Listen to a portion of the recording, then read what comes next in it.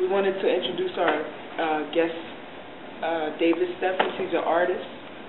He works a lot with painting materials and things like that. Installation art, sculpture. Installation art. And also does some things in relationship to Braille, and sound is an element in there. So I don't know if I'm explaining it all correctly, but I'm going to let him take over and introduce what he does. Oh, thank you. Should I stand? Am I facing you? Because I am a blind artist. And this is a cane for blind people. And one of the things it does, it feels things out, not very adequately. And this one is too short. It should be up to my chin. And I was sort of too lazy to put together the new one that I bought because I have to construct it myself. But as you can hear, it makes sound. And that sound warns you that I'm coming. But it also, if I'm outside, it makes an echo.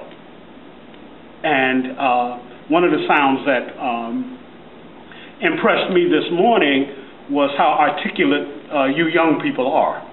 So give yourselves a hand, please. Now, I also was an absent-minded professor. But that was a number of years ago, and I got my mind back. And also, I was one of the very early people who were involved with Scribe in the early 80s. I worked at an organization. I wasn't always blind. I've been blind for about 11 years. I worked for an organization where Scribe was working with the organization and getting started at the time. And I volunteered to sort of take over the correspondence and so forth. I have been around Philadelphia for a very long time. My family moved here almost 60 years ago. And one of the things that has been very interesting to me is the sounds of Philadelphia and how they've gone back and forth and changed. Now, one of the things that when you get a chance, as I said, I'm a blind artist, but I'm a very active blind artist. And one of the things that I was able to do is SEPTA commissioned a number of artists to do works, permanent installations of works along the L corridors. So I and a longtime associate of mine did the installation at 60th and Market. And you don't have to get on the L to see it. You can get, oh, thank you.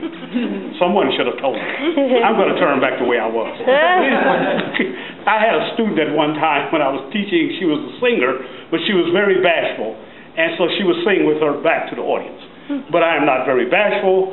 I have no problem speaking to large groups since I can't see you. Anyway, it's as if I'm speaking in the mirror. But anyway, so I had this, I got into a competition and with this person that was my partner, and so we were able to win the competition and get the commission at 60th and Market Street. And it's a large piece. It's in 2 panels, and each panel is 7 feet tall by 70 feet long.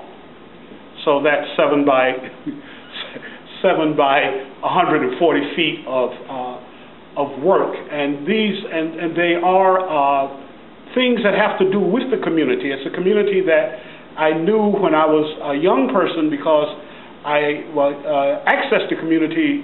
One, along the 60th Street corridor, there were a number of shops and so forth. But one of the things that there was in reality was there were several dance halls. Now, such things don't exist, I don't think, in Philadelphia any longer, but there were dance halls where people would give cabarets and so forth, and we were able to go there. And also there were, and I was too young at the time, but there were a number of bars, but clubs that had music. And the clubs that had music, they didn't start late at night. They started for matinees, so they would start at 1 or 2 o'clock in the afternoons, and the doors were always open, and so you could hear the music in the communities. And that's one of the things that, even though the city has ordinances and so forth against the young people who have the boom boxes in their cars, and some people who I guess maybe still walk with them, the city has ordinance against it, but at one time in the city there was a lot of music coming out of stores and so forth, so the city, there was always a lot of sound in the city that was the sound of people doing this, that, and the other. So one of the things that these two large panels, they're in 7 steps, and they're based on music, and they're called Reflections of 7 Steps. The 7 steps, Reflections of 7 Steps to Heaven. 7 Steps to Heaven is a composition by the jazz musician Miles Davis, and Reflections is a composition by the jazz musician Thelonious Monk.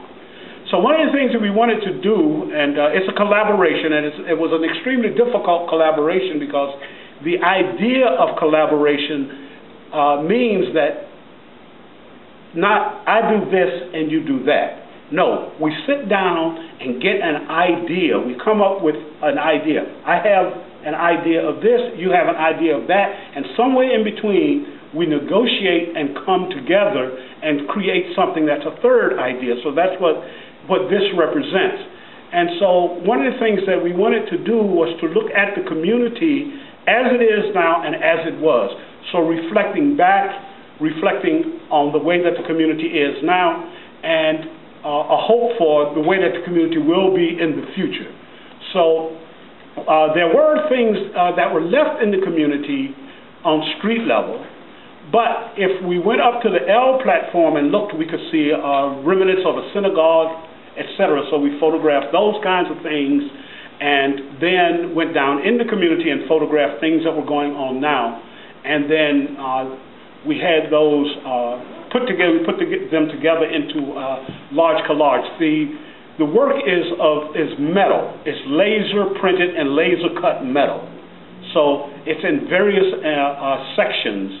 And as I said, there's seven levels of the work. And so the work reflects the community, which was an extremely vibrant and noisy community at the time.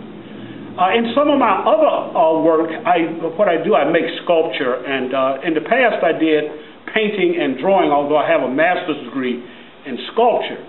So when I lost my sight, and I usually say I lost my sight but not my vision, and so one of the things, I had a master's degree in sculpture, but I had been working on two-dimensional works, and I had decided that I would transition from the two-dimensional works back into sculpture.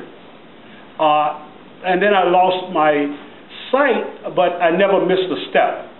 I went to a blind school in Baltimore and learned how to use these canes and do other things, how to do Braille.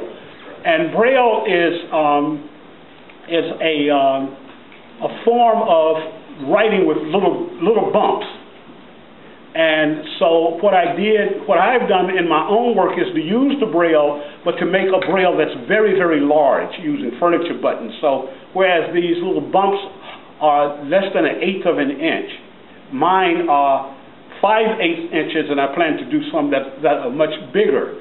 And so people who read Braille, there's several sizes, and most people who read it can only read their size of it. And so I decided to make a very large Braille that people who read Braille couldn't touch it and it wouldn't make any sense to them. But someone who were sighted and could look at it and knew Braille very well could read it, or people who didn't know Braille and looked at the panels, they make patterns. So the patterns themselves are interesting. And to access the information, I'm having an exhibition at an institution here next February of sculpture, and the sculpture has a lot of these Braille panels that have sayings, many of which are from the Old Testament, some from the New Testament, but they are paraphrases. They're not the exact quotes of Christ and those kinds of, and Moses and so forth. They're paraphrases that have to do with the idea that we take everything and make an idol of it. So the way that you would access, however, what's on these panels is through your cell phone. So there's something called Guide by Cell, where you'll be able to dial up a code, and then the voice will come on and tell you what is on these panels, as opposed to everybody's trying to stand around and read what's on a text panel on the wall. So I do use sound that way. And when I talked to Louis Messiah, he was telling me that he wanted me to talk about sounds that I had remembered in the city, and so I'll go back. I started with where I am now, and going back and into my youth, there are a number of sounds around that are no longer here. We hear the sounds of the ice cream trucks. I haven't heard the bell from the ice cream trucks. Mr. What? They still come around. But I haven't heard them this year. Oh, for some reason or other. But yeah.